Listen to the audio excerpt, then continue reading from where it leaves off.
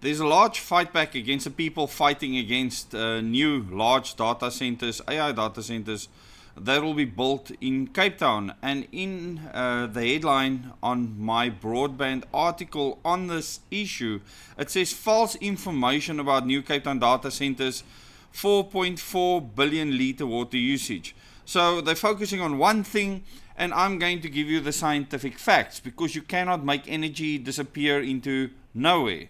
So even if the site is not using that amount of water locally, because they use dry cooling, you need extra electricity to generate all power for all the equipment that run those fans, the pumps, etc.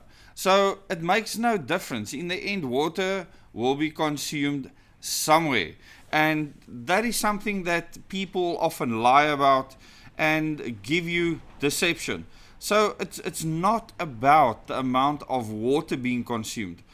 You are not transferring all that heat. Instead of an evaporation process, you're transferring that heat into the atmosphere. Localized temperature increases are guaranteed. Now, you might say the Earth's atmosphere is vast. It absolutely is. It's really, really big. Our atmosphere is 100 kilometers high, of which most of that we cannot use because we cannot breathe above certain heights. I mean, once you get to 8 kilometers up, you really struggle to breathe. So 100 kilometers up, that is our atmosphere, and right around the Earth, that creates a large volume. But localized, it makes a difference, and people might not like that. So people need to decide if they want data centers in their backyard or if they don't want data centers in their backyard, and then vote accordingly. This is not rocket science. There are people advocating against this. There's people that obviously want this. The Democratic Alliance, the City of Cape Town, wants these data centers to be built. They have approved them. And if you want to have a say about that, just show that at the ballot box. It's not rocket science. It's fairly simple. So that is what I would advise you to do. All I can tell you is, as much as they try and carfoofle this way or that way, water is going to be used for the site, and it's going to be a lot of water, something Cape Town would struggle with.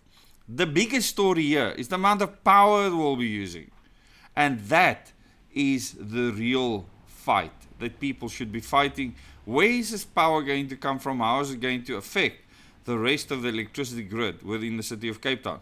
Thank you for watching this channel. Please subscribe if you have not yet, and do consider becoming a member on this channel. And remember to like and comment below this video. Till the next video.